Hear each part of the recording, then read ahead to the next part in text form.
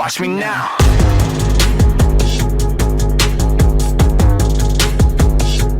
Watch me now.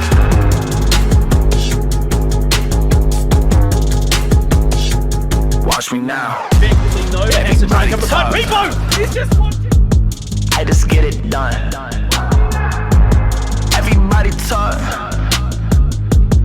I just get it done.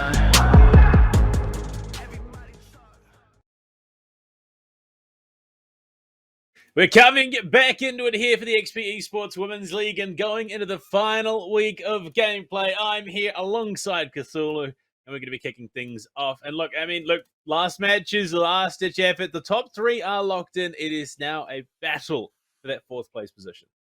Absolutely, yeah. Look, we already seen a phenomenal set of matches overall throughout the whole season of Women's League, and we did see some rather dominant performances. But yeah, look, it kept the leaderboard just about enough volatile for us to not be able to lock in the top four up until the very final play day of the group stages. And this is exactly where today is all going to be about. And honestly, I'm quite excited. Well, let's take a bit of a look back and remind ourselves how we got to this point. It's a pretty simple format. 8 teams playing off in 7 weeks, a best one round robin. The top 4 then progress into the playoffs. Seeding is first versus fourth and second versus third. Best of 3 then becomes the gameplay. And then from there, 2 winning teams headed to the grand final to vie for first and second. Third and fourth playoff for that third place match as well. Cthulhu. Heading into the season, though, we had some new faces, some new teams, and some old ones coming in. Absolutely, yeah. Look, we've had quite a number of teams that came in, kind of were created from the ashes of the old ones, some of the new names popping in as well. And look, honestly, it's been a very interesting run, given the fact that, well, the big storyline was who would be able to dethrone Warriors, and so far, kind of, the question still stands.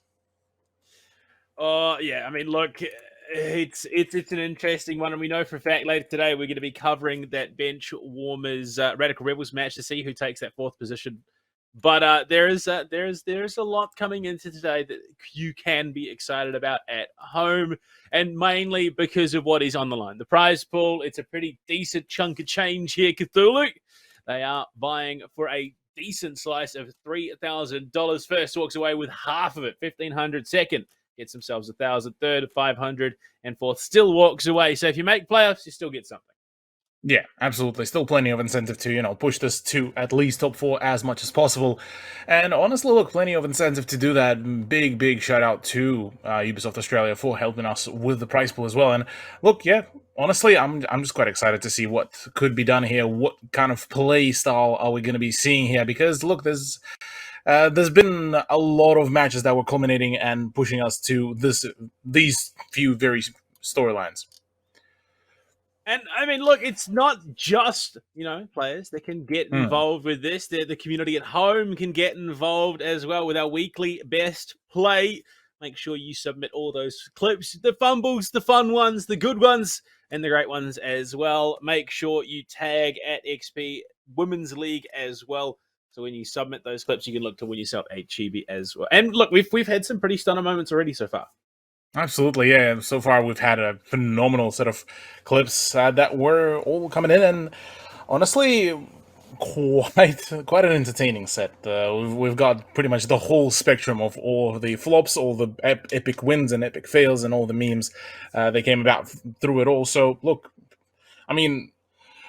it's a good way to promote all those clips, all the best way to honestly even just push yourselves for just some good performances, and whilst at it, earn some real clean looking chibis. And Cthulhu, look, enough about the prize pool, enough about the format, enough about the setup. Let's get into the schedule. Of course, it was Vertex versus Big Brain Esports. They played off our main broadcast, rather. We weren't there, unfortunately. Last night, I believe Kotari was there to have a bit of fun. But we will start things off tonight. Altered Edge versus Volpez, and close it out with that match to decide who makes it into the top 4 and into playoffs between Radical Rebels and Benchwarmers Warriors. And Triara is going to be played off stream. Yeah. Look, with all the standings, things certainly been looking rather snappy for especially Big Brain Esports, who came into this with a slightly different name, but all the majority of the players were rather all veterans of the scene and managed to pull off some really, really solid plays. Verdicts, Esports, as well as Warriors so far managed to lock themselves in with a very nice set of points themselves. Radical Rebels and Benchwarmers are going to be the ones to battle it all out, given that they are currently sitting in a quite a funny timebreaker, really. And, well, Vulpes versus Altered Edge still yet to, find themselves trying to propel slightly further on the leaderboard. And look, coming into tonight's matchup, of course, we've already seen the schedules. Let's get on into the first matchup. Vulpes Gaming taking on Altered Edge. You got Vulpes Gaming, who unfortunately have had a bit of a rough run in the season. They have yet to pick up their first win. And look, what better time to get themselves points on the board than now, Cthulhu? Absolutely. Look, it's been quite an unfortunate season for them. But again, look, a roster that has plenty of possibilities, plenty of chances to be the one to develop themselves even further. Spooky, Angry, Evie, Jesse, and Toki as part of the core roster. Izumi as a sub, and Coach Fangalator to try to push Vulpes to essentially better strats, better positions. Honestly, look, a decent roster that just unfortunately been just one step away from finding themselves the rounds, the wins, the points, and the glory as well. It's just, look, they have been so far just met with either just unfortunate timings or just unfortunate miscalls or anything in between of that. So look, one step at a time, just fixing up all those issues. And certainly I would be quite keen to see if they do return to next season, how would they be able to perform given the competition and the rise of it as well. Well, let's look at their opponents. Of course, Altered Edge coming in today to try and deny them that first victory. Queen AFK, Berry, Universal, and Stormy. And unfortunately, due to some conflicts and schedules and all the rest of it, they will be playing this one out as a 4 versus 5. But, I mean, look, last time we saw this team in a 4 versus 5, the team with 4-1, so maybe that momentum carries on to them. Quite possibly. Look, AE certainly would do would be able to still, I believe, perform quite decently well. I mean, we've seen from Benchwarmers, they were able to still keep up the kind of the core lineup of the operators and still be able to keep up a very good contention. So I wouldn't put it past that Altered Edge would be able to do the very same thing. Now, Queen AFK, Berry, Universal, and Stormy would be the ones to take on the opponents in Vulpes, but honestly, I think the whole lineup and the whole play would very much depend on the just on the map. I've just noticed something, Cthulhu. That Hibana skin, she is she's wearing gloves, and then she has another pair of gloves in her belt. That seems a little bit impractical. I mean, like if you tear the gloves or something goes wrong, or say something like a gun malfunction, well, you already have a spare set of gloves.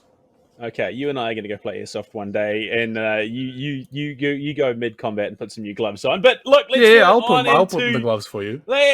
Let's get into the next phase of this matchup. Of course, it is the map veto. Let's see where we're playing things out here today.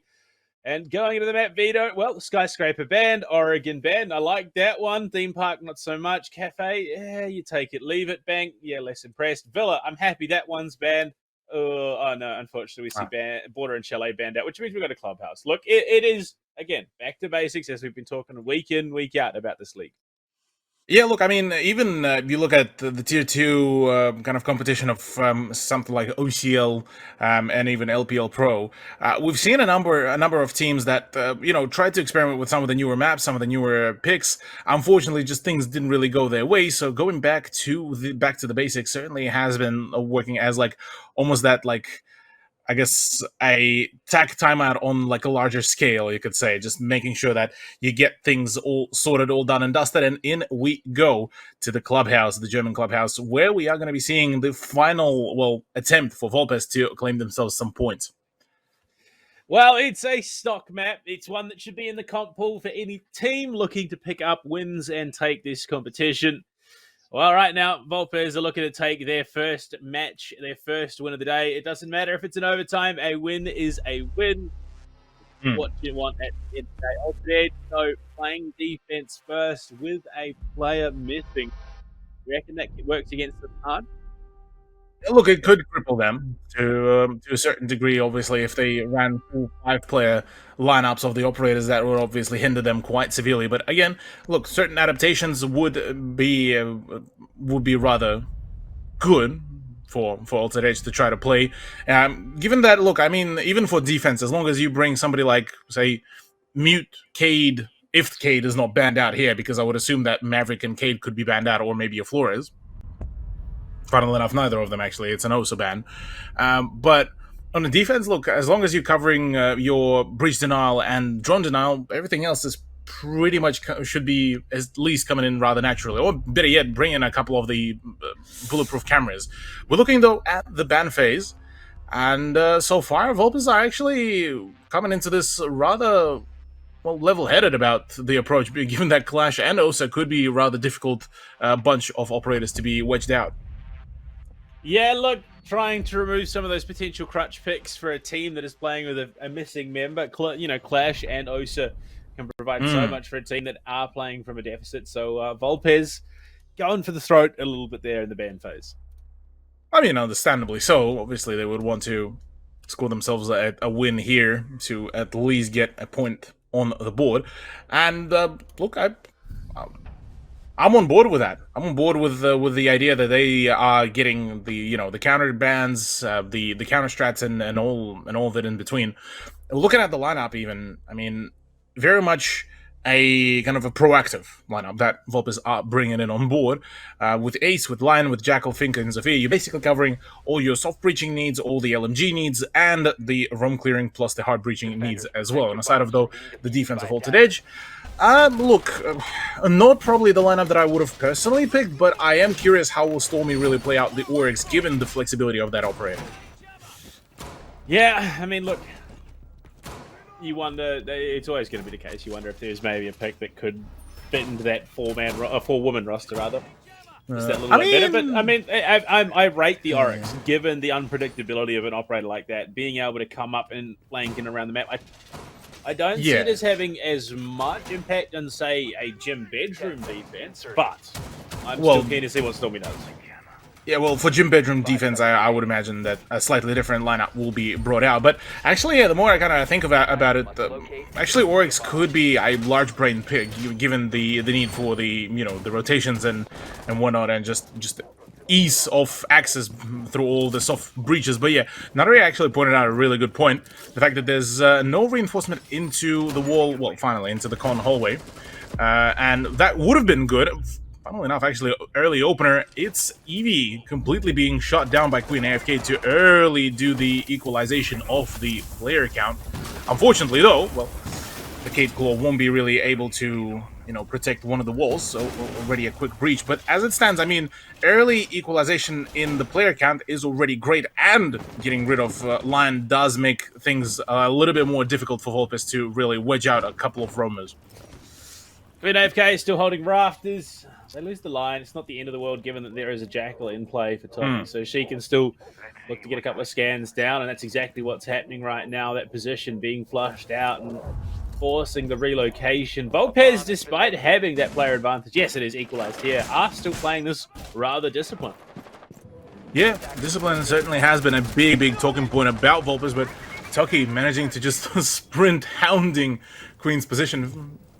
Really gets rid of her rather cleanly. Now it's all down to Universal to try to do those things. Swing comes around. The machine gun, not particularly too effective, but the slug does land directly into the chest of Angry Wolf, but not really downing her just yet, but still dealing just about enough damage to force her off the position. Jesse gets rid of Universal rather quickly with just a simple tap.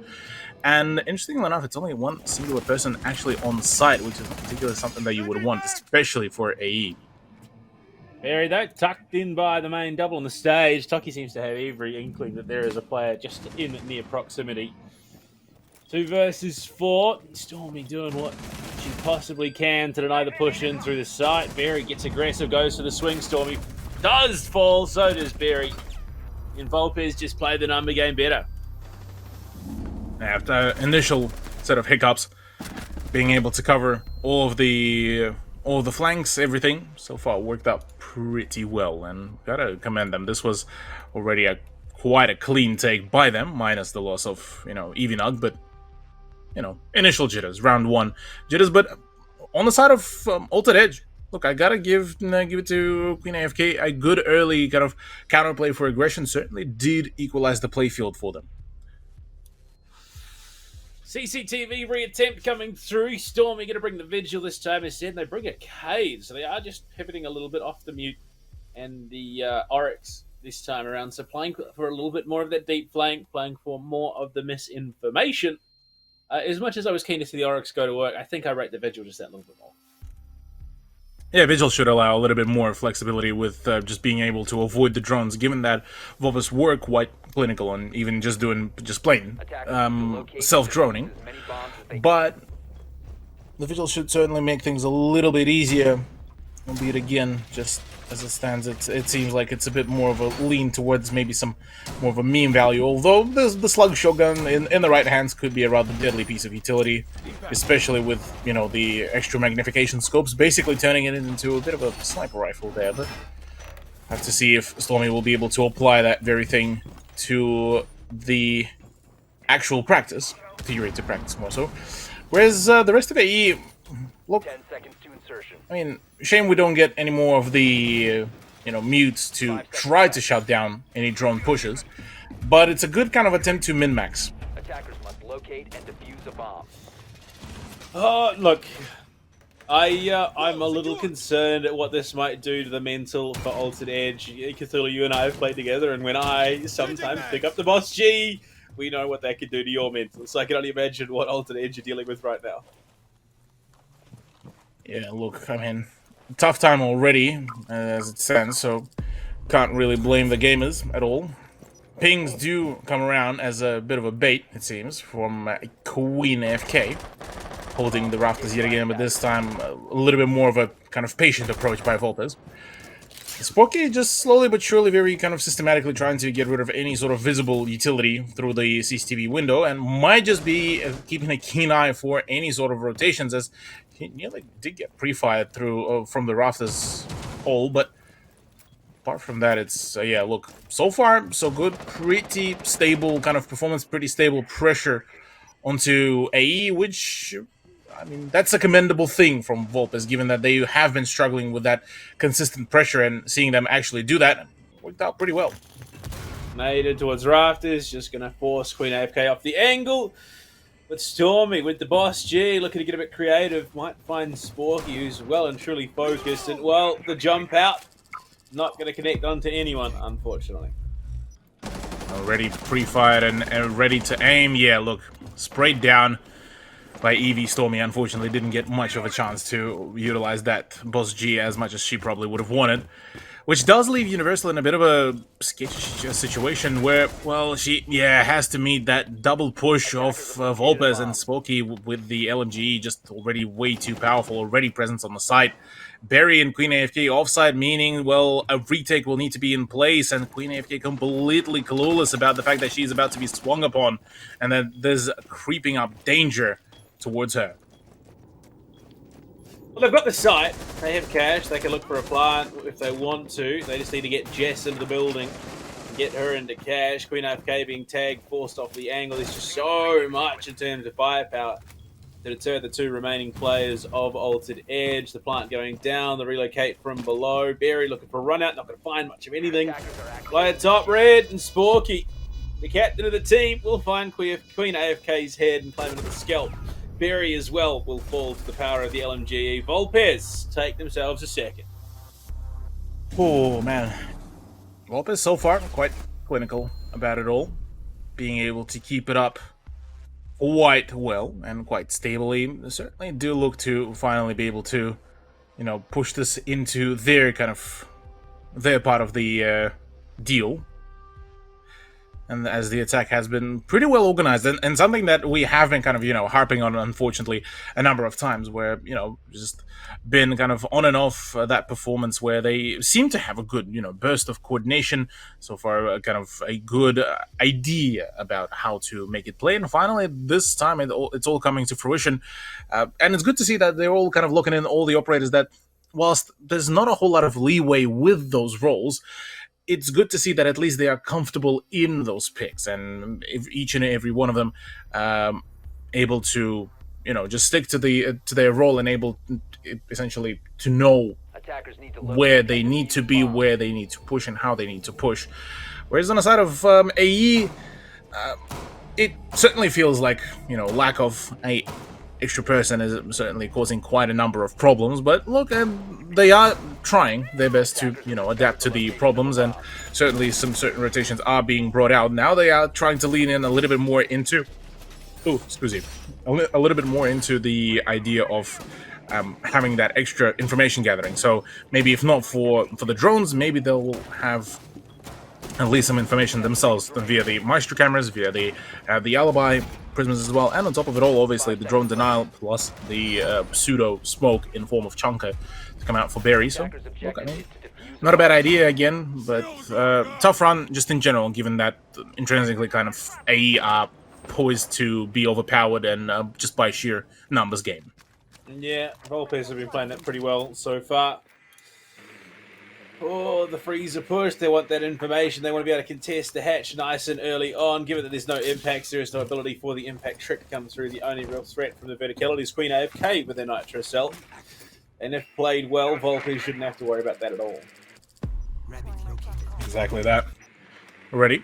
Nice scan from the first ping of E1D to be able to just gather at least some sort of good knowledge about the fact that, well, at least one of the players have been forced to default back to the site, or matter of fact, has been shuffling around the site. Full reinforcement of the dirt tunnel, so, well, it will be rather loud of a breach when, and if the push to the dirt tunnel will commence. As for Volpes, they just seeming to be going for a top-down clear, very systematic kind of approach, and that's exactly what's been needed from them, and nothing more, nothing less kind of deal.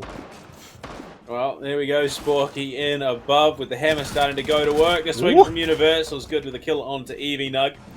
No more Lion, no more VO3, and Queen AFK has decided she wants to get involved in the action as well. Looking the wrong way. The shot's going to be good onto Angry Wolf. It's a big kill for them to be taken. Chimera Duo removed, but Sporky's just too sharp when it comes to the trigger. We'll find one back and brings it to the 3-3. Stormy there, though, dwindles those numbers further. Finally, AE finding their strides, being able to return a very good fire. And yeah, that double roam certainly done a great amount of deal there for AE. I say that though, Jesse managing to nail yet another nice shot, which does equalize the player count yet again, but some inkling about the presence around the bar does not really help either. That is an interesting position, but very unfortunately the push has been already commenced over to the actual church. Porky, they have the diffuser, they have the angles, they have the play. Very just rotating herself in down below. Yeah, the plant will go. You'd imagine, yeah, it is going to be church and it will start up. Sporky trying to provide what cover she can, but Berry not quite having the info needed. There we go. Plant is down, diffuser's good, and Sporky on the angle is having a ripper of a game. Yeah, Sporky has been so far pretty clinical in that performance. Certainly seemed to have played quite a number of warm-up games to get herself all up and running, but very much so far Volpes are looking so far good for their push for the three-pointer as well. Whereas unfortunately, yeah, look, AE, bit of a tragic turnout, although up until the last kind of the 2v2, everything else seemed to have been going pretty well, just unfortunately maybe a misheard sound or something like that. Just resulted in an unfortunate set of demise and set of deaths, and well, as you can see on the leaderboard, Sporky has been the one leading kind of the charge here with the refrags, with the pushes, and the general kind of, I would imagine, the IGLing as well. Well, 3-0, flawless attack so far. And they're going to opt to head back down into the basement. Attackers need to locate and defuse Once bombs. again, it's just, I rate the Thunderbird. I think this is a very solid pick into a lineup where you're playing at a deficit. Yeah, having the ability to reset themselves health-wise should certainly be able to help at least to a certain degree with all the problems that have been arising. So definitely I would agree with you here, Panda. Thunderbird could certainly help. I would love to see probably something even across the lines of maybe either a Capcan or maybe even a 10 Mozzie seconds to go. to be picked here for AE. Given that Vigil hasn't really particularly, well, showed a great deal of, help and support. Just Attacker's objective is to locate a bomb. maybe it's more so just a personal preference and just for the sake of one's sanity to, play on the vertical a little bit longer. Take one sanity. I mean, 4 versus 5 is probably not going to do the best one sanity at the best of times. Queen AFK getting up into the rafters with Stormy. Was pings potentially coming through from the attack. They seemed to have an idea that there was a heavy garage presence in the opening there. Sporky's not done yet. Full 7-0-0 for her right now. Looking for what she can. Stormy will hold down in the corner. Sporky's still looking for the angle. Has the nades. The jumping is going to be good, but Angry Wolf falls, but Mary takes so much damage for her efforts. And I feel like, again, that's a trade that favors Vulpes. Absolutely, yeah. Vulpes will be very much happy about this kind of turnout. Look, changing up one of the, the best performer currently for AE for your thinker. I mean, not a bad idea at all. Either. Yeah, fragged out. And she's being kind of almost left behind, but there is presence by Toki. Yeah, What? completely just catapults Stormy's corpse Did upwards. Stormy just get raptured? Like, Vigil went to meet his maker there. He was spraying so hard. Oh dear, this game sometimes is an interesting one at that. But Sporky covering blue, knowing full well that there is someone pushing, and does she spot the hit? Yes, she does. Still flawless. Sporky's going hard. Sporky does, in fact. She's going hard. She's going huge there for the team, and just playing for those picks has been quite rather clinical. 4-0. This is looking to be like a rather, Succinct rapid, affair. venture. Pardon? Succinct affair. Quick, Yeah. closing out early, making sure it's done in record time. Absolutely.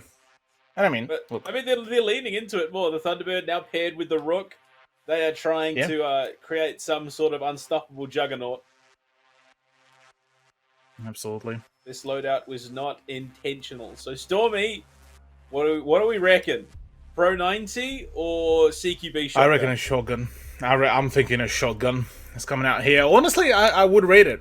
Rook could be. Or is it some like the MP5 but with the weirdest like suppressor Attackers need to locate and defuse what do we bomb. got? It's No, a shotgun. CQB It's a shotgun. shotgun. What do you mean it's Yeah. a meme? This is 100% intentional. Already fully set up and with the black eyes. I mean, yeah, look.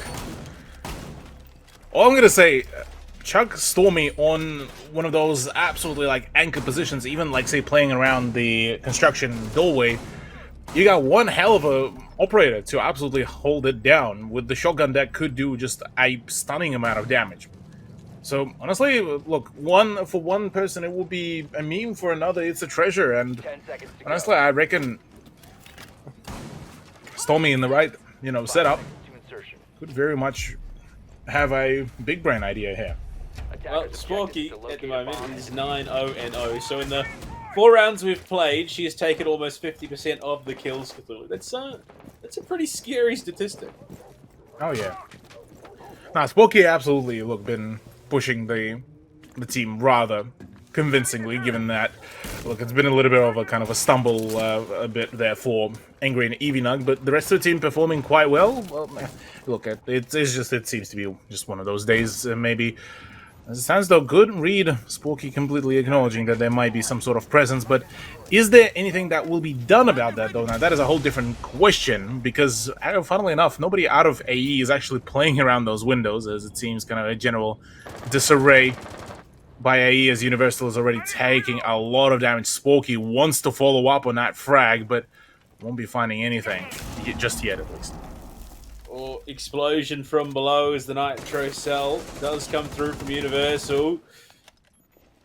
Now though, Is Volpez hunting for the kill. Sporky hits the 10, and oh, the swing out onto the main stairs is good for an 11th. What more can she find? The shotgun! It's not good enough! You can't stop Sporky! Ay. Sporky's just absolutely going ballistic. And absolutely huge on that performance. Certainly is a very much of a noteworthy performance here, finally. As, look, Volpez. I would imagine, yeah, that would be quite terrifying. You swing in the very narrow hole where you swing at a rook that has the shotgun aimed at you. Look, you're praying to all your lucky stars for the pellets to not hit you or not register just about enough damage. So, understandably so there for Sporky. But yeah, look, 5-0, possibly even looking to go for a flawless first half, would be a rather strong statement by Volpez. But on the side of Altered Edge, look, unfortunately, just things have been rather just unfortunate is probably the only way to describe this. Yep, that description there. But we go into the final round of the half here, Cthulhu. 6-0, looking like a possibility for Volpez Gaming in what has been their big. Well, it is going to be the last match of the stage, obviously, but also so far their most successful one. Honestly, I don't think it would be too much different, even if it was a 5 versus 5. Volpez are playing some stunner Siege. Yeah, finally we do see that whole potential that we've been talking about before finally being quite thoroughly practiced. Yeah, look, unfortunate that it has to be 4v5, but yeah, I'll definitely have to agree with you. The way how things been happening for them, the way how they've been pushing for better scorelines, certainly finally, you know, started to progress quite well. So in saying that, well, there's been an attempt to tease, you know, a thermite, and certainly it will be a decent idea given that there is a, you know, a possibility for a breach. But instead, well, Jesse Knox should be able to, well, should be rather sufficient enough for all of this play to happen. A little bit of an interesting change with some of the rotation and some of the angles, but as it stands, not as big as much of a change. It just more so implies that, well, for Altered Edge, they will have to play a little bit more of a careful game around the actual site, given just the sheer amount of sightlines that will be opened up around the Logi room as well. Already the hunt for information. Stormy is just chilling in CCTV at the moment, playing and tucked just in vibing by the bricks wall. Okay, going to join. Unfortunately, chilling no more as Toki swings at the window and finds the kill. They're on the hunt. Sporky in, finally shut down. Queen AFK looking for more. Loading new mag. Good shot there to take down the indomitable Sporky as she was until moments ago. Queen AFK, she's not done yet. She wants more. Angry falls to Universal. That T5 just buzzing away. Evie finds Berry. This gunfight's across the map. Indeed, it is. Yeah, look, so far, finally, AE are finding their strides. Albeit, unfortunately, lost out on Stormy was not particularly fortunate, but Berry so far holding her position really well. Now, the fact that both Toki and Jesse Knox have been separated from each other does mean that they will have quite a tenuous task on their hands here to go and push for, but if Jesse is able to go in and push and get the frag on the top of the stairs, this could be actually still a very much workable situation. Yeah, also, Jesse, the only one so far yet to stay, or yet to die, rather. She is 4-0-1. So it's, I mean, a pretty long run of avoiding death so far in this matchup. 1 minute left in the round. They're going to have to force the issue at the moment. Something will have to give and some sort of play will need to be made. Proximity alarm from Universal in the pocket now, holding on that Logi hatch. There's still so many angles to contest and worry about. Toki relocating Jesse. Spots the camera. We'll shoot it out as we go into the final 40.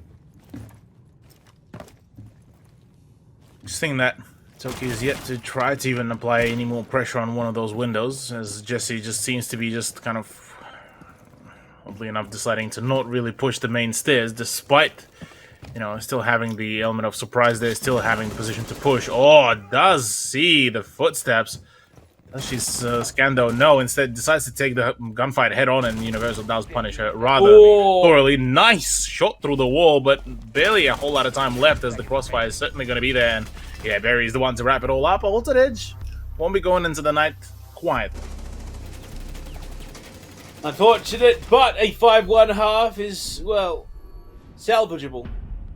Let's be honest. Altered Edge could still look to make a deep run here in the second half. It's going to be hard, of course, but still doable. Volpes head onto the defense. They need 2 to close the map out and send us into our final match of the stage, Cthulhu. Yeah, look.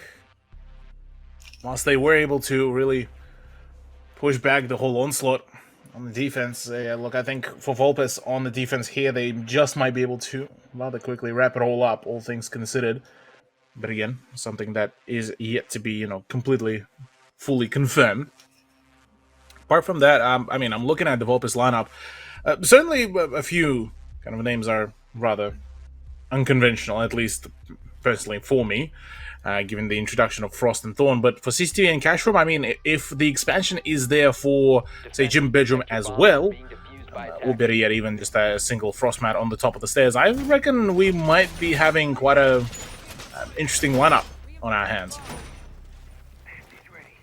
Look, I'm keen to see Thorn. I want to see what Jessie does with the Thorn and what those Razor Blooms can achieve here in the round. Sporky picking up a bit of an iconic play for her. The Mozzie now in effect. But it's the biggest problem has to be for Altered Edge. Universal. Like, AE just getting bullied right now on the drones. Denied all of the information possible, yeah. Sporky finding some more of those drones to, get at least even more points on the board to just even confirm the MVP as if she wasn't already. And a double hold possibly on the rafters. No, it will be leaving Toki to actually hold down the fort. The rest of Volp is doing the final bits of the setups and reinforcements. So curious how Sporky will be able to, hold off on her own, because I think she just might get quite a handful of opponents going her way. Well, right now Evie is setting up some either art or last minute rotation angles. I would imagine it's rotation angles. Just struggling a little bit with the secondary shotgun. But Stormy in, wants to get aggressive through Con. They've taken Logi almost uncontested. Rather cleanly, yeah. Look, waiting for the call for the drop down. The C4 could be absolutely big. It's already up there. Is it? Surely press it. Surely press it. Yeah. Oh, it does connect. There we go. Very nicely done. Clean deal so far as it stands. Volpes do just keep on cleaning up the house. Already 2 players gone. Universal and Barry out of the equation. Tokyo on the flank as well. Queen AFK does get the better of Jesse Knox. So flank could come around, but in comes the drop. That's one. Could there be another lineup? No. Runs out of magazine. Tokyo goes in for the reswing as Sporky keeps on encouraging her. Go on, Sporky, get the frag, get Sporky baiting so she can keep the perfect KD. I mean, when it's this kind of KD, hey, 12.0 KD. Yeah, look, let Toki do the legwork. Yeah, why not? No need to risk it for the biscuit. Exactly. Exactly that. Well, match point is upon us now. 6-1 scoreline. Volpes so far have been able to play their cards quite rather well, and being able to play off pretty much each and every situation that were presented to them quite well within the context of this very matchup. Barry, Universal, Stormy, and Queen AFK possibly looking at a final round of this very matchup before, well, will be wrapping up this very match. Pulse pick here plus the Valkyrie surely will be a rather potent one given all the situations. I'm still kind of confused about the decision to bring in the Frost by Evinug, but again, I'm not opposed. Off meta picks for off meta picks for certain sites. Well, if they work, they work. That's all that you really need. Doable, achievable. I'm excited. The fuse coming into play for this site could be deadly, but so could the pulse. There is an answer back in the Valkyrie as well. Sporky, 13-1. Game's getting set up. Nitro available. This could be a deadly round. Yeah.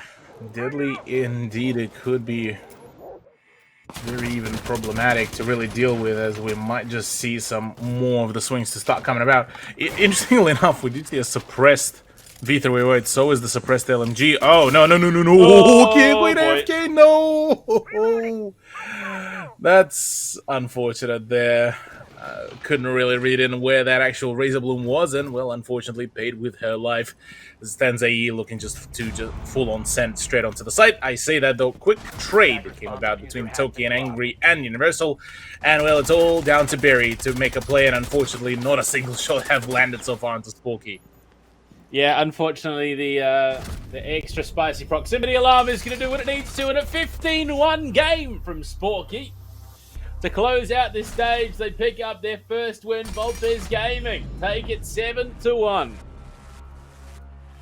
Well, that was a clean deal by the end of it, and, well, basically, Volpez do finally get themselves on board, and I believe will be able to almost even propel off the bottom of the leaderboard, which will be quite interesting to see. But, yeah, there we are. The first matchup all wrapping up 7-1. Finally, that decisive victory is something that was very much necessary here, and, well, exactly that's what we got here. I mean, look, it's scary stuff across the board. Volpez knew the objective. They played their game. They played it well. Absolutely, yeah. Quick, clean deal, good coordination, good setups for whether it was attack or defense, and look, yeah, it all worked out pretty well. Sporky being obviously the big MVP of that whole matchup, going absolutely huge there. I believe by the end of it was 15 13, 1. 15? Yeah, 15-1. Yeah, absolutely huge that performance from her, and the rest of the team on top of it all. Obviously, wouldn't be able to do without all the other players as well. So, congratulations to Volpez. They managed to finish up their season on a high note, but we're not over with this at all yet. No, not by any means, but right now we are going to throw it to a break. When we come back, we'll jump on into Radical Rebels taking on the Bench Warmers to see who makes it into the playoffs in that 4th place position. We'll be back soon. See you then.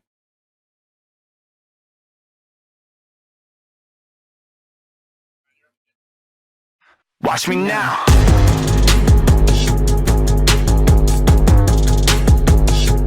Watch me now.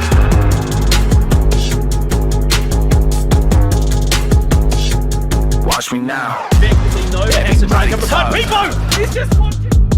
I just get it done. Everybody talk. I just get it done.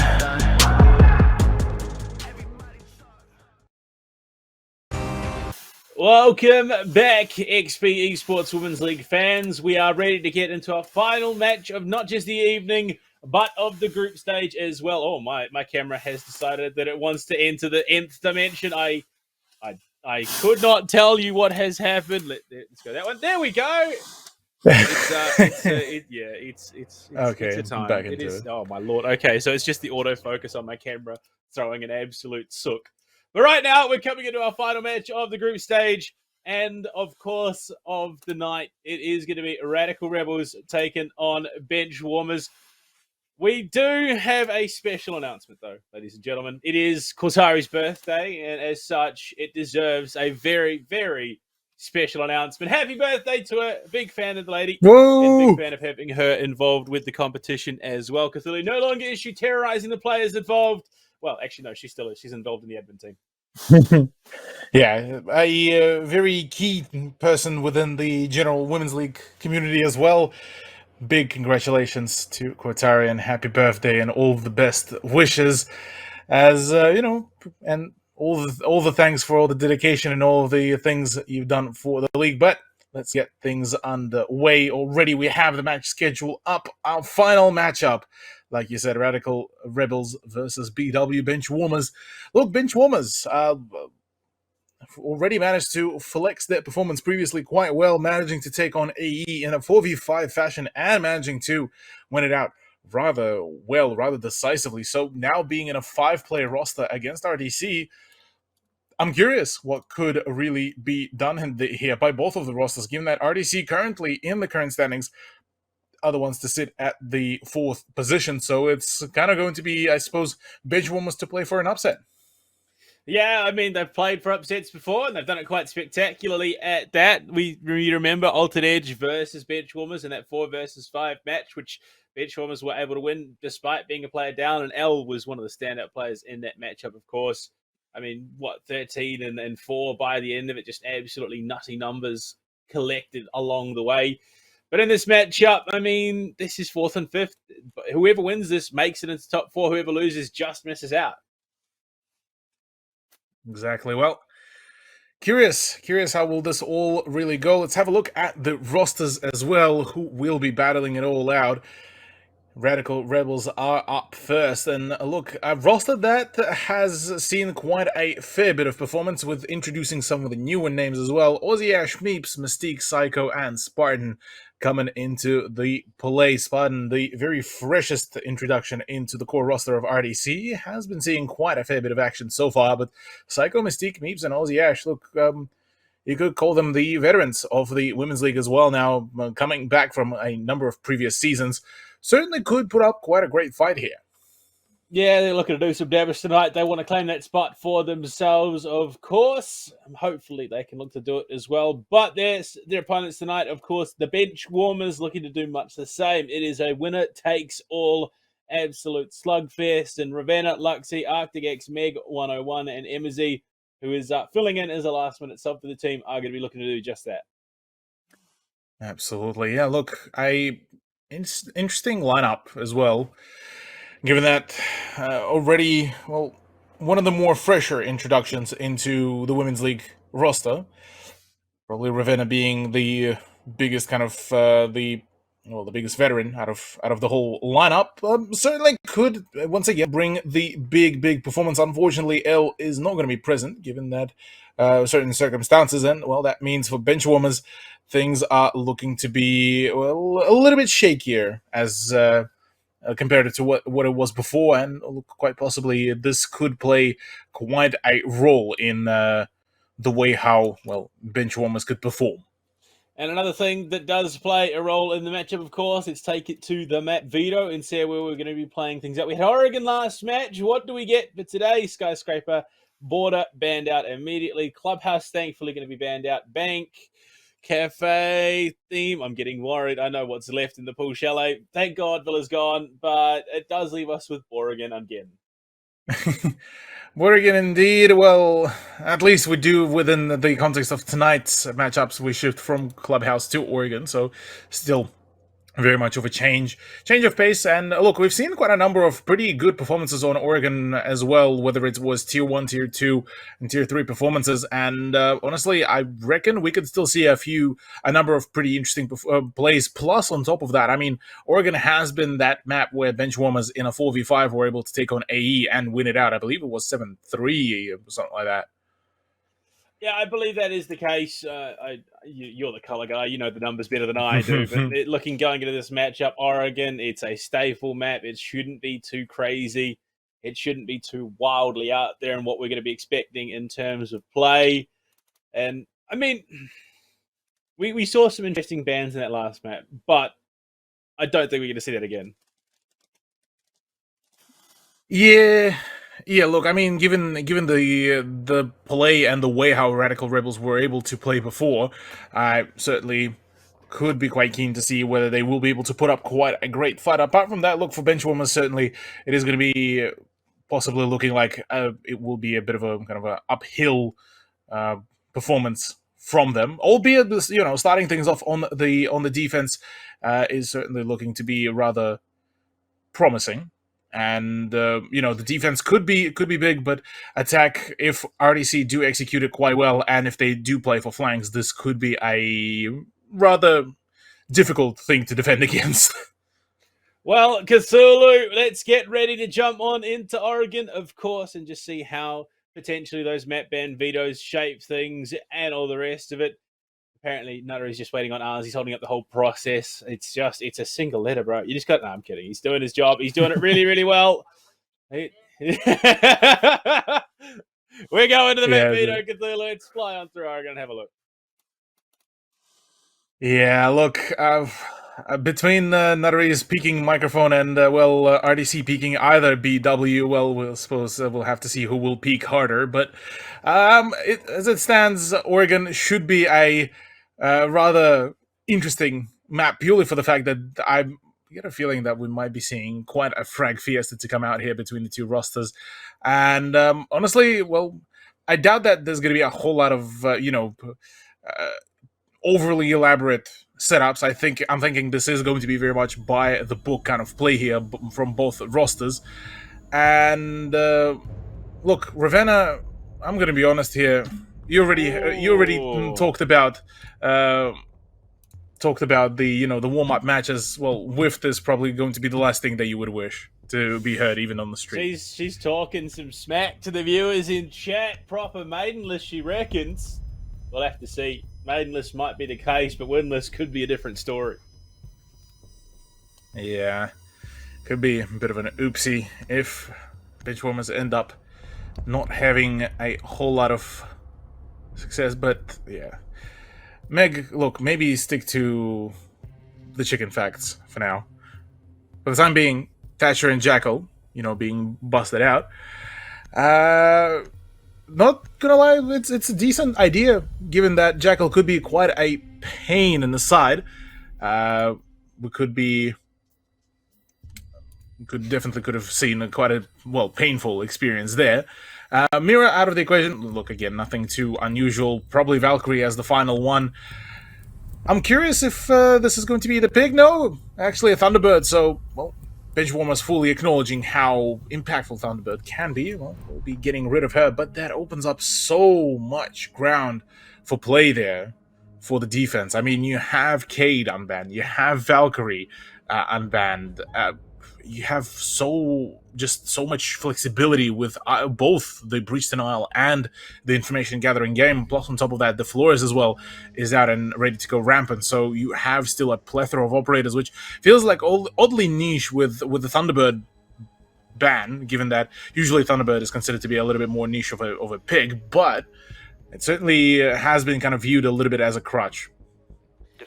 Yeah, yes and no. I genuinely, I think I enjoy watching the Thunderbird in play because it allows you to be a little bit more aggressive. It's a little bit more forgiving in the round. Obviously, there's still a possibility of a headshot, but you can get up in those aggressive positions and not have to worry about playing out the remainder of the round with low health if you lose out.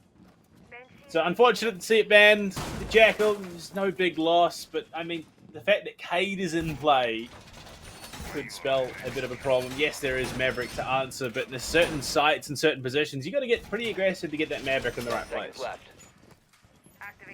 Absolutely. Maverick could certainly be the one to throw a pretty big spanner in the works there. Attackers must locate and defuse a bomb. We'll see how will this really play out. Hang on. I hear our observer, trying to talk smack. Well, let me just... there we go. That's all good. Quick cheeky mute will do the work. Apart from that, Benchwarmers could do quite a number of damage, though. With the lineup that they have brought out, not the Maverick, the Maestro could do quite a hefty amount of swinging work. But I say that Luxie's the one to possibly have to forfeit her position. Oh, the bait on the reinforcement could have been dangerous, but she does get it off in the end. Relocate back downstairs. There's a lot of droning coming out from Radical Rebels. They want to get that information as early as possible. With next to nothing to deny, push on into elbow. Spartan should be able to get to work. Spartan could absolutely shut things down here rather quickly. Albeit I would imagine that, namely, here the emphasis is going to be introducing the Flores and getting rid of as much of the utility from Jaeger and Lucy as quickly as possible. And it's a bit of a more of a pace down play from RDC. Not really too keen on, going for a full-on aggressive push, but at least for RDC, they've managed to secure a nice foothold by holding the elbow. An interesting decision to just play it right then and there, but as it stands, it's there. Flores drones, I suppose. So generating a rotation point is all good, but Meeps is the one to find the opening frag, and so is Spartan. So, Radical Rebels starting things off rather well. 2 quick kills, 2 very impactful ones as well. They have the nades to toss deep into the side. Embassy trying to cover. What can she find? Pings are coming through. She just wants a pixel with that big older 5.56 to make the play. Mistake on the plant. It is going to be a concerted effort to try and deny. Luxie swings aggressive, finds the denial, and well, the wall opening up in front of her. That's not ideal. MSC will fall courtesy of Spartan, but they've already denied the plant. The toxic canisters are going to make it hard to recover. Ravenna and Luxie have to clutch up big. The Jaeger and the smoke. Iconic players and operators on the defense. Free fire is almost enough, and that toxic canister, the last one, to try and hold off the defuse. Interestingly enough, fallback from that very position that could have been absolutely used and abused there to cut off a lot of the rotations. No more is actually in place by RDC, and that generates a lot of buffer for Ravenna to really go in for the push, in for the swing as well. Nobody's actually watching that flank, and that could be big. That's a one opener, and now it's a 1v1 situation with 20 seconds to go. Psycho may be a little bit pressed for time here. Oh, that does give Ravenna the opportunity to relocate and reload as well. Psycho has to force the issue, has the ammo in the mag to do it, but no. Unfortunately, Ravenna baited out, look in the wrong direction, and will fall. Radical Rebels, though, that was a bit close. Yeah, absolutely. Not particularly the type of first round that you would want to see, but a good, almost good return to form by bench warmers. Unfortunately, though, for them, just certain things didn't really align. Yeah, look, RDC, a little bit of a concerning result, given the fact that no actual tangible hold there through the Maverick hole, because that would have been able to shut down a number of plays, and players like Luxie wouldn't have been actually allowed to go in for those kind of swings, but it is what it is, though. Still, RDC do manage to claim that round. And, well, laundry room and supply is going to be a retry, though, from BW. To locate and defuse as many bombs as they can. I mean, it's not like it was a complete wash, so I can understand why Benchwarm is about to go down here once again. It was a one-on-one to close it out, and unfortunately, Arctic just going to cough a couple of shots there. A couple of pellets from the M590 of Luxie. Bomb located by attackers. But the fact that it was that close means that a couple of readjustments from Benchwarmers should put this into doable territory. Absolutely.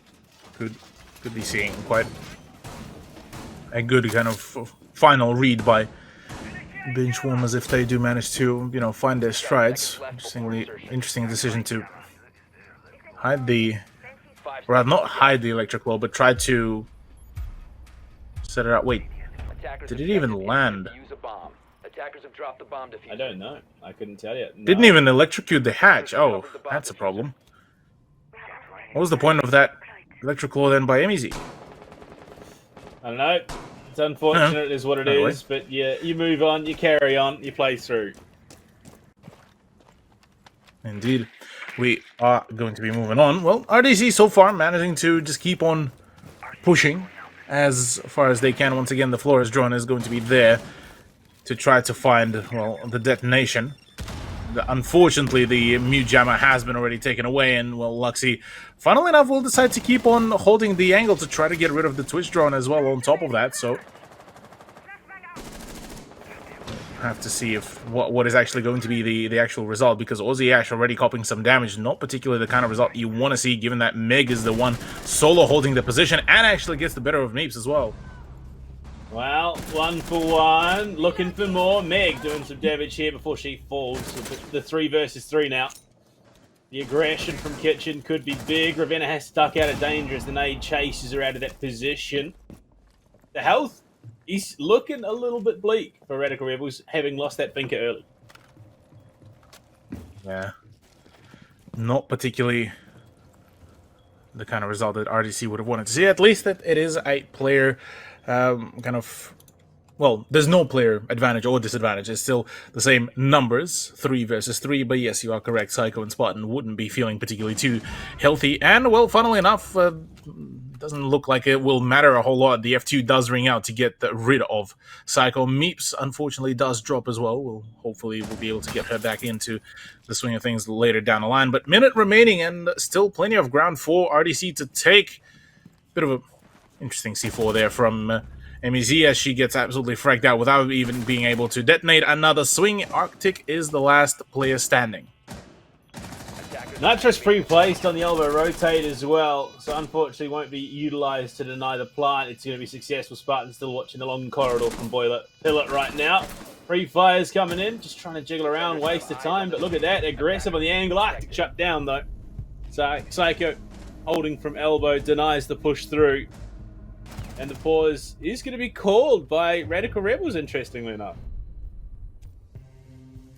Yeah, I mean, well, with the tech pause coming about, understandably so, they would want to get their last player back into the swing of things. Good, though, recovery for the play by Radical Rebels, given that it has been a bit of a, back and forth kind of play. Meg did do quite a solid, performance there in the meeting hall. Unfortunately, couldn't really find the third frag for herself, which later down the line kind of, didn't help with the whole general onslaught. And yeah, look, I gotta say, a little bit of a kind of a dysfunctional play there from Benchwarmers, given that this is one of the big impactful, matches for them, given that this is the big decider whether they or Radical Rebels do make it into the playoffs as the fourth team. And so far, that 2-0 scoreline with both wins being on the laundry doesn't really sign for a lot of confidence or a lot of, help. And, yeah, certainly begs for a question as to what is actually happening in the Benchwarmers camp.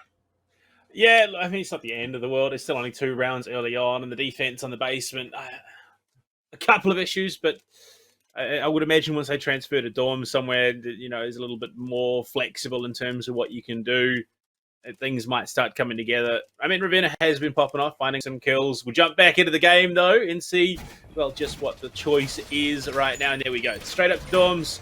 They're going to look to try for a different side. Well, Benchwarmers at the moment will be scraping kind of for some sort of restart for their own momentum. I mean, the emergency sub of MEZ just unfortunately not being able to pop off as much as one would have wanted, but look, at least the rest of the team has been doing their best to try to dedicate some sort of play. New jammers coming in hopes of actually, slowing down the drone push through the armory stairs, albeit that won't be covering the actual doorway through the master bedroom, so maybe an extra mute jammer could be dedicated to that doorway instead. It doesn't look like that is going to be actually the case. All of the mute jammers have been already dedicated to all of the positions, and a double stack of the Cade Claw plus the mute jammer. I mean, it's nice to see double down, but a simple frag grenade should be able to get rid of both those pieces of utility, which will be negating all of the need for either one of those.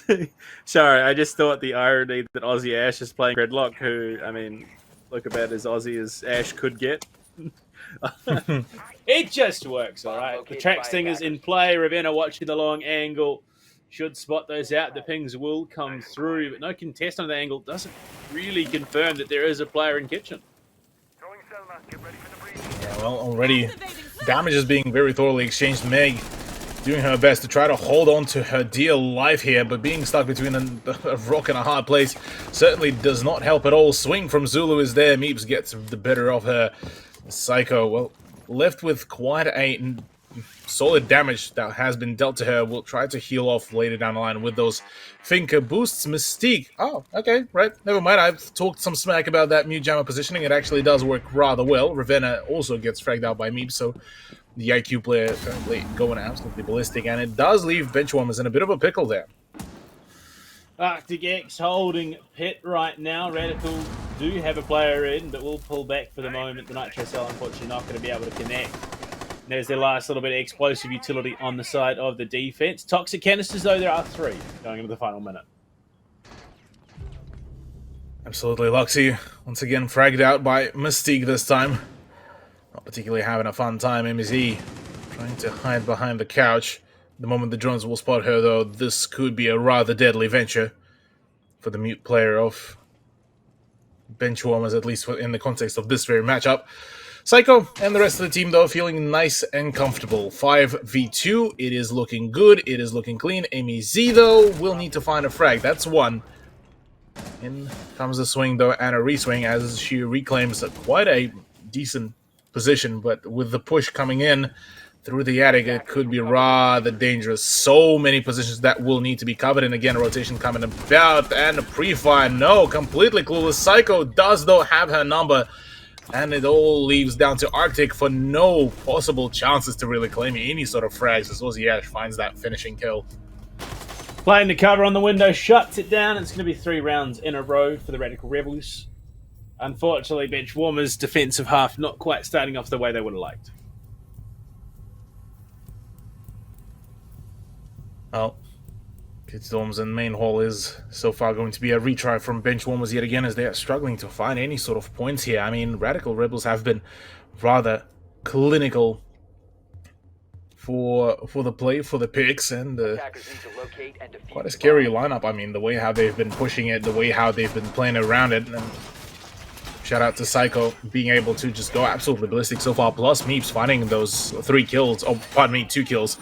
And certainly helped a whole lot. I mean, it also kind of fell onto Bench Warmers, the fact that they kind of just decided to stick to the very kind of simple, setups with not really bringing in a whole lot of expansion across the map, given, well, they have all 5 players. Why not try to flex a little bit more? Why not try to expand into even just an armory room to try to hold off as that?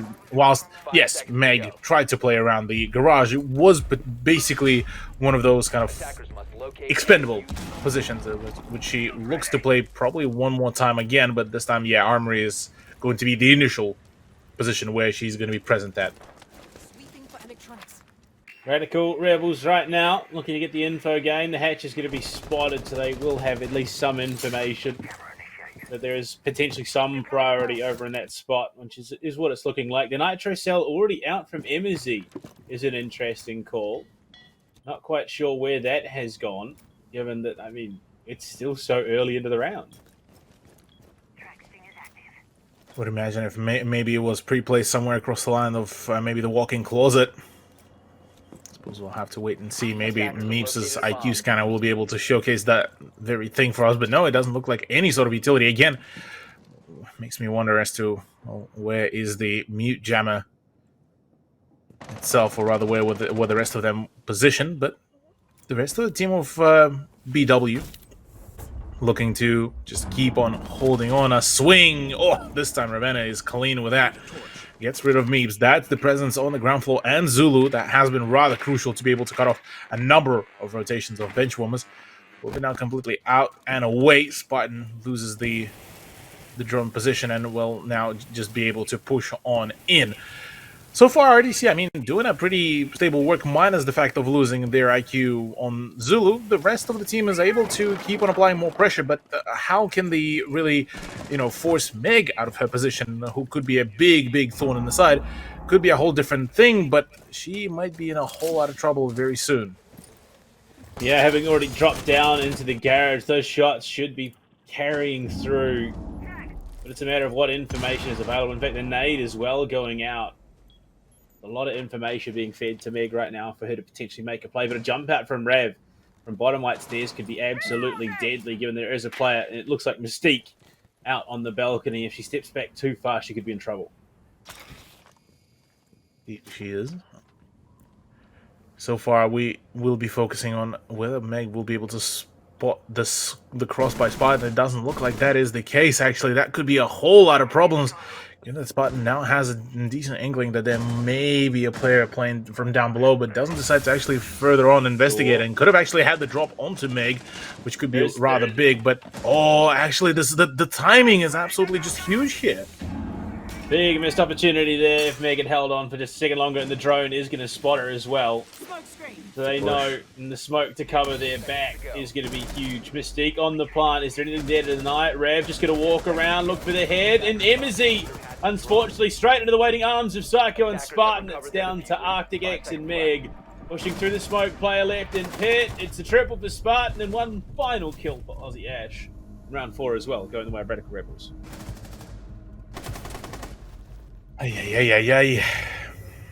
Quite a stark difference between what we've seen from bench warmers in their match against AE versus now Radical Rebels just absolutely keeping on pushing in. Not the kind of result that honestly BW would have wanted to find, but it's the one that they have been given. 4-0 scoreline, possibly starting to slowly but surely creep into the possibility of a 5-0 and then later down the line 6-0 as well, with the way how things been going. Kavira pick from MEZ, looking to be the one to spice things up possibly, but Attackers need to locate and defuse a bombs. bit of a curious one, given that the rest of the team has been kind of, trying to bring out a little more of the utility. It seems like this one is a complete 180 kind of lean to in a similar way how, say, a Vigil pick would have even be the play, but it seems like almost I even still would have reckoned the mute pick Even again then, would have yeah. been big. The misinformation game should have been huge, but right now it because is no what it is. Mozzie, no mute either. Yeah, so it could be quite a problem. At least even just countering the drones. Oh, it is what it is. It is going to be in play here in the fifth. 10 Kitchen seconds and remaining. meeting on the defense, and we see the castle being brought. Ravenna picking up the 5 seconds mantle of the Alibi, running around the MX4 Storm, wanted to get a bit aggressive. Meg now on the Jaeger instead. Radical Rebels really making Benchwarmers work for it. Oh yeah, absolutely. Just putting in all that work has been absolutely just huge to see from Radical Rebels, doing just huge amount of work. Look, apart from that, I mean, you look at Psycho, so currently deathless, 7-0, going huge. So Spartan is almost following the same scoreline, but 7-2, but still just about perfect, as perfect of a score as one can ask for. And the rest of RDC kind of just trying to follow up, but they're just getting the kind of the last finisher kills for the majority of things. I am though curious how will the play of Ravenna here on their own would be able to do, as between her and AMZ, this will be the need to play for a much more careful push, as I believe Ravenna has been already drawn down. Yeah, a lot of information already gained. No, maybe not. Maybe just a light preempting. The upside down repel from Spartan, unfortunately, is just straight executed. Meep's looking to push it and try and pinch. There is multiple players here trying to catch them out, and the pre-fire is good for Meeps to shut her down. A 1-for-1 trade in the end. Yeah, AMZ meanwhile completely in a polar opposite position. Won't be able to. Maybe later down the line, it could be playing with a post-plan situation, but as it stands, Psycho and Co. just keep on pushing on. Spartan, look, unfortunate demise for her, but still very much workable of a situation for Radical Rebels, as they just slowly but very kind of consistently, very thoroughly are opening up the vertical game, and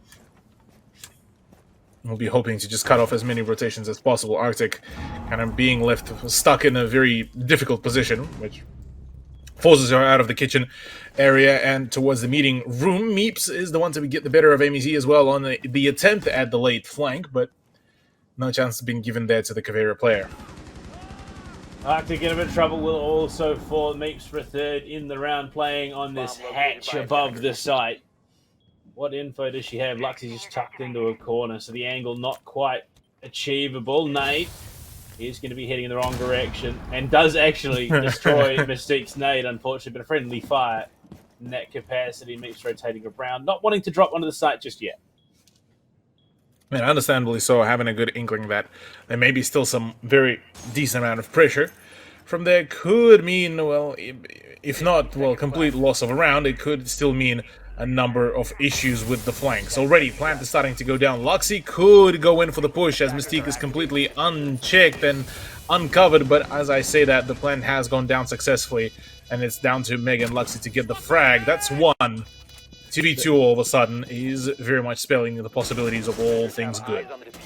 Aussie Ash is on the hatch above. Luxie goes for the swing, finds the kill, and, well, unfortunately, it's all down to Aussie Ash to shut down. Radical Rebels keep it going with the fifth. 5-0. Yep, quite clean. Good post-plant setup as well, albeit still had a few question marks there with regards to what could be, found and sorted out by RDC should they lose the presence on the ground floor. And, well, the answer was basically just hold the hatch, hold the ground, hold the door, however you want to call it. Aussie Ash did it all. 5-0, though, does certainly kind of signal for what possibly could be a rather rapid conclusion for the matchup, given all things considered, and RDC not particularly really had a whole lot of, or rather had too many struggles with the defense of Benchwarmers, as much as I hate to say that. Well, it is what it is at the end of the day. We find ourselves back down in the basement where we kick things off. Right now, though, it's Benchwarmers looking to get a single round in the half, ideally. yeah, at least one more round, or yeah, one round could be rather preferable, and hopefully they will be able to find some sort of actual return on investment.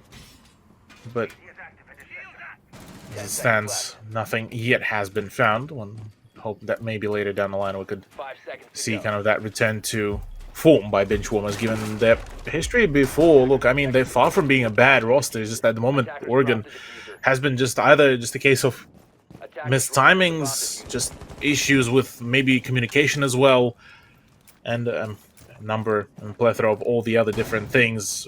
As it stands, though, Mystique and Co. are looking to perform the very same push towards the bunker. The only difference being is that this time it's Arctic and Meg trying to play very much up close and personal with the position, but the Twitch drone kind of being let through rather easily, and the communication is there, but Spartan somehow instead does cop some damage. Shotgun and play Psycho on the Twitch drone. Meg just going to let it go, unfortunately. And that is all of her support gone. She's going to get the Rotero, but it doesn't really... But the Twitch drone is currently there staring at it and misses the first shot, looking for more. Unfortunately, yeah, there we go. Cleared it out. But too little too late, given that, I mean, ADS is already gone. Yeah, with ADS is gone, things might get a little bit, shaky and a little bit scary as the swing comes in, but it will be a full blind Meg going to start falling back rather rapidly, rather quick. And Arctic should be able to, keep on holding the position, but funnily enough, actually still very much up close, very much close to heart kind of contention, as Meg doesn't want to, go into the rest of the match quiet. As you would expect, unfortunately, she is going to eat the frag grenade from Spartan. The reinforcement not to come through as Arctic to stand too close to the breach. It looks like Psycho might just hold on to this deathless record for the remainder of the match. Embassy playing from Freezer, looking towards Pillar as well, trying to cut it to the push that's already coming through from that position. Finds the head of Aussie Ash, and brings it back to 2 versus 4. Doable territory right now, but the plant will be going down from Mystique once again. Embassy forced off the angle, will rotate herself back to a more favourable position. But that kind of leaves Luxie high and dry. Ambitious decision by MSE to try to go for this kind of flank around, which, I mean, it could find the frags, but will it be able to find the 4 frags is, look, left to be, question about. Finds one, not even one, no, MEZ completely flogs the opportunity, had the drop and the element of surprise, and a hee-hee is the last thing that will be sounding for that conclusion of round 6, as we are going in for the, side switch and RDC on a match point. Benchwarmers are going to have to play a flawless attack here on Oregon, heading down to the basement site first, though, for Radical Rebels. This is a daunting prospect.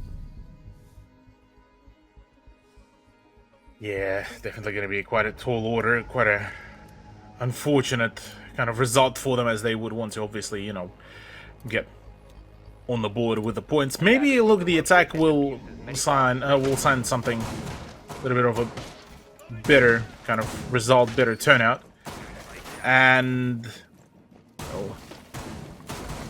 for RDC, their setup so far looking, pretty clean overall. I'm liking the introduction of Oryx, who possibly could be that big swinging potential. But yeah, not too sure what actually could be done here by Benchwarmers, given that complete loss of form is there, and it's just difficult to kind of call where to even start there for them, because kind of very much felt like just a bit of a disconnect even within the team without even the sub. It's just just unfortunate mistiming upon mistiming. You just got to keep moving forward. Right now, we find ourselves primed on map point. Second half underway, though. Ravenna on the Ash. I mean, look, she could look to punch through and do some damage with the R4C. But there is still a lot of utility for them to clear if they want to threaten Radical Rebels. Shield going out. Well, curious how will BW respond to it all, and it seems like the response actually is going to be, an attempt to push the attic area, whilst Ravenna will be doing some slight remodeling work up on the opposite side of the map. We could possibly see quite a thorough push and play by Meeps, given that she has the element of surprise. She has the flexibility of a rotation. Ravenna, though, might just be able to spot, and, well, she does, in fact, spot the Oryx and spot his rotation and call it out. So, quick set of swings around Zulu could be big, and Ravenna herself is on the hunt. But I say that, nailed by Meeps. Big kill. And that's one of the key players off the roster. At the top fragger for bench warmers right now. Luckily, Meg there to answer back with the nano boost in play. Will keep herself nice and healthy. They've got the hatch opened at meeting so they can start to threaten down below. But it's the drone game that comes next. They want that information before they commit to a push. They would, in fact, want to make sure to clear out as many positions as possible. And that could certainly be done by a couple of the frag grenades to at least clear the near vicinity. Mystique's position, though, could be rather still very dangerous and very able to shut down quite a number of the positions. Luxie, nearly had her complete head taken away, or I believe, pardon me, that could be Meg. Yeah, indeed, it is Meg, who at least off the back of that frag grenade and forcing the Aruni off the position, was able to push a little bit deeper into the freezer position, but the frag grenade is not good. That's the second one that is completely unresponsive, and Aussie Ash still has that position locked down pretty well. Meg seeing the traces, knows that there's someone in that storage area. But what is there going to be? Unfortunately, nothing but Psycho swinging out for a 10th kill of the map. Looking for more. She almost takes an 11th. Is Arctic in a bit of danger? They're looking to try and clear out some of this utility, and the head is just there, presenting itself. Psycho, good for now. Almost goes down, but it's Aussie Ash with the 4th of the round. Embassy just running away. Gets caught by Psycho, who will remain deathless in the match. Well, congratulations, RDC are going to be the ones to lock in the 4th position going into the playoffs after a 7-0 conclusion. Unfortunate for Benchwarmers there, but big, huge turnout for Radical Rebels as they were able to just catch each and one of the players of Benchwarmers off guard pretty cleanly. And I mean, yeah, like you said, 12-0, Psycho absolutely going huge there. Yeah, big stuff, and it will be Radical Rebels obviously making it to the top 4 and playoffs, of course. Unfortunately, the Benchwarmers, they will have to wait until next stage for their opportunity to go, the best of 3 format. Indeed. Well, that does conclude that very matchup, which, look, I'll be genuinely honest, I did not expect it to go rather this quick and this way, the way how it did, as I certainly was thinking that we might have seen a much closer contention, but alas, it is what it is.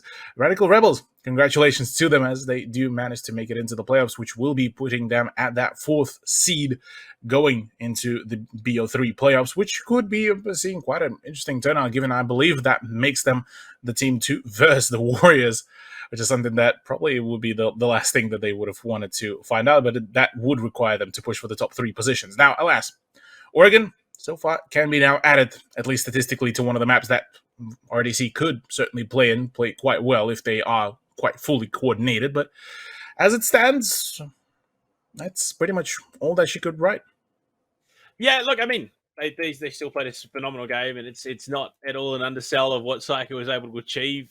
12, I think it was, by the end of that match, and so keeping herself completely flawless in the match, which I think is also the first. I'm actually not going to make that claim. One of the few times it has happened this season. Yeah, look, definitely. Consistency has been kind of a bit of a question mark for a number of teams within this season, so certainly quite an unfortunate timing there for Benchwarmers, as that was their final kind of chance. But look, as it stands, this will be shaping up the leaderboard and the results quite interestingly. Well, Volpus were the ones to get the better of AE in a 7-1 result. Vodafone Warriors, not particularly unexpected, 7-3, quite a dominant scoreline. Verdicts were the ones to get the better of Big Brain Esports, and Radical Rebels score themselves a 7-0. So overall, all across the board, rather dominant scorelines here, which will be locking our leaderboards quite thoroughly, I reckon. Yeah, it all but ties it up in a neat little bow there, Cthulhu. Unfortunately, it's it is what it is. You move through, you carry on, you look to next season and try and make the best of it. Hey, it was a match. It was a good, clean day at the end of it. And the Warriors will remain undefeated this season. Vertex not far behind, only dropping a single map. Big Brain dropped 2 in the end, and Radical Rebels only dropped the 3, going 4 and 3, and that is what puts them in that top 4 contention. But unfortunately, a bit of a 3-way tie towards the bottom of the leaderboard for Triare, Altered Edge, and Volpes Gaming.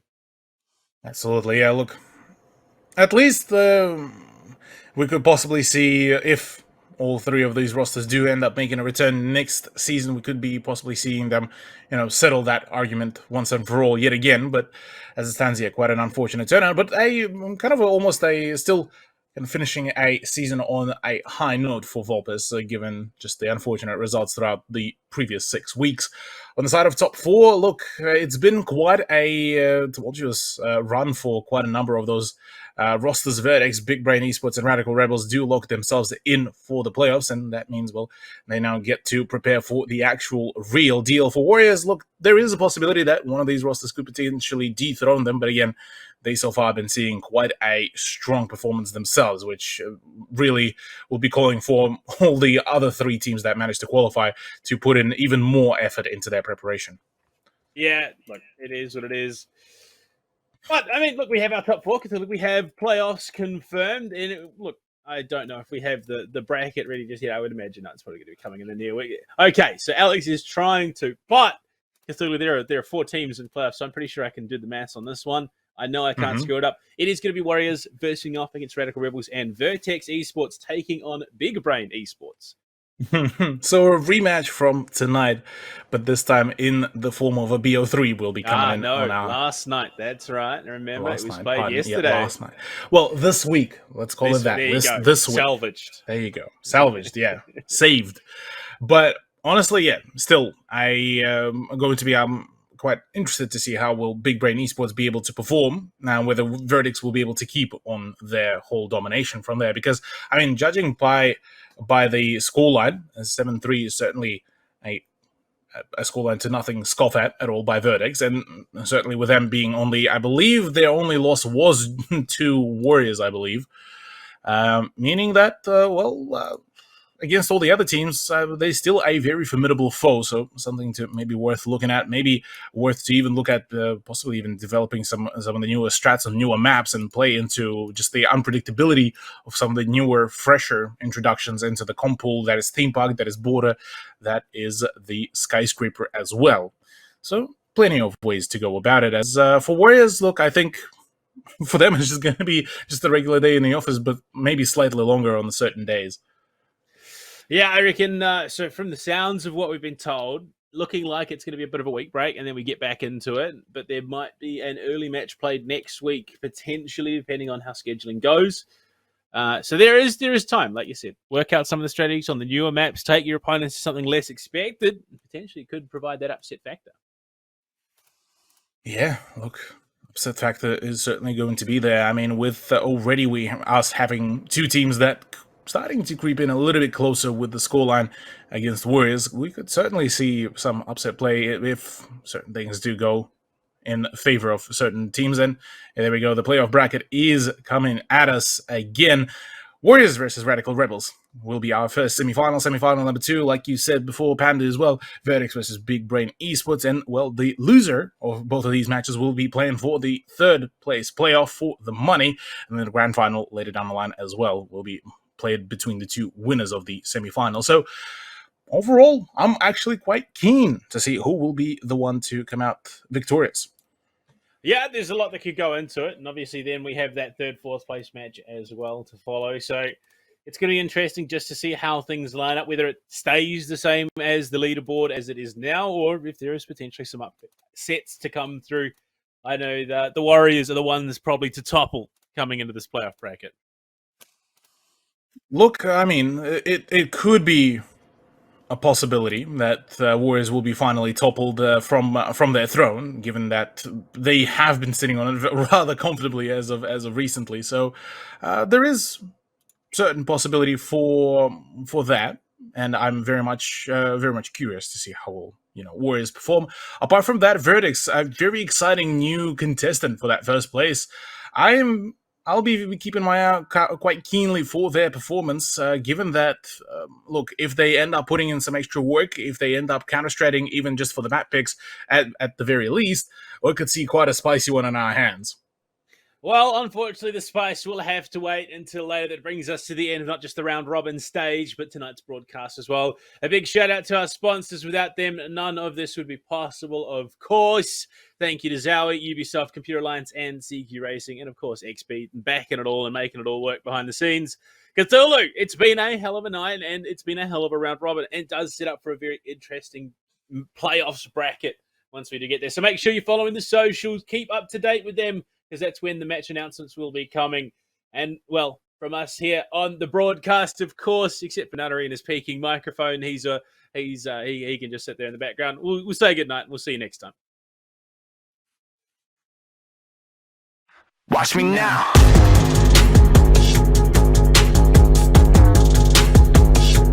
Watch me now.